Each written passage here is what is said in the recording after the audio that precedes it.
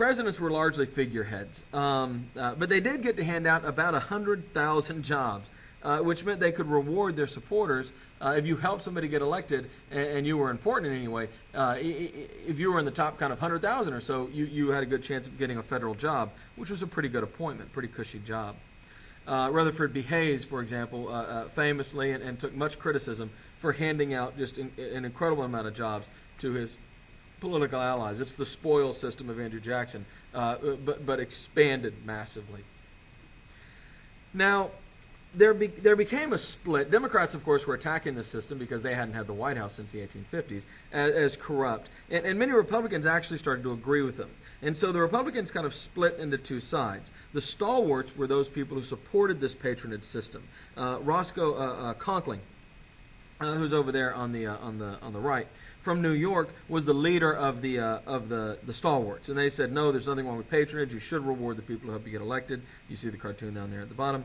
But a new group of Republicans, led by James Blaine of Maine, who's over here on our left, said, no, we need to reform this. We need to turn this into a professional service, not a political service, and demanded civil service reform. And they were called half-breeds. In reality, what's going on is Conkling was aligned with the long-time party bosses who've been running things forever, so he liked the current system. Blaine, who was wildly corrupt, was aligned with the newer blood who wasn't getting the jobs, but tended to be college-educated and more intellectually prepared, and so they wanted a test to get the jobs. Neither one were fighting on principle. Both were simply just trying to make sure them and their friends got the jobs.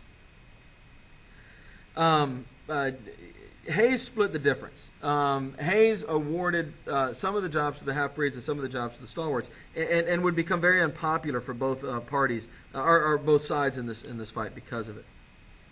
Rutherford B. Hayes actually would try to create a civil service sometime into his term, but nobody supported it. Hayes himself was weak. Remember, he had been handed the presidency and when he really didn't win it in the Compromise of 1877.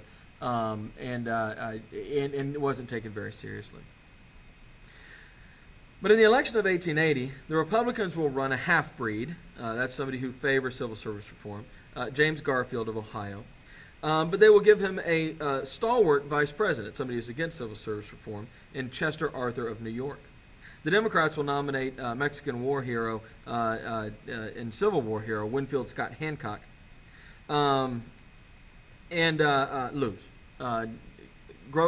James A. Garfield, who's also they're all generals, if you notice, except for the Democratic vice president. Garfield will win, and he will have plans to put in place civil service reform. He gets into a very public battle with the stalwarts in his party, particularly Conkling.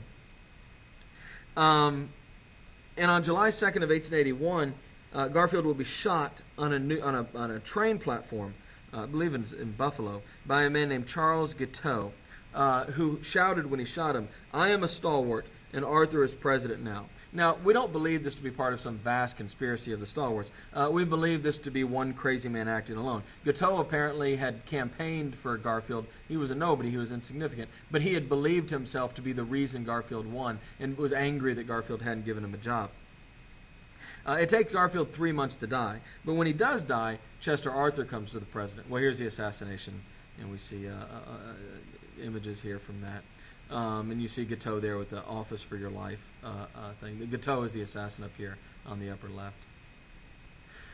So when Arthur becomes president, the assumption is because he's a stalwart, he will get rid of civil service reform. But Arthur does the exact opposite. He flipped. He decides to keep Garfield's legacy alive by pushing through civil service reform. This is called the Pendleton Act.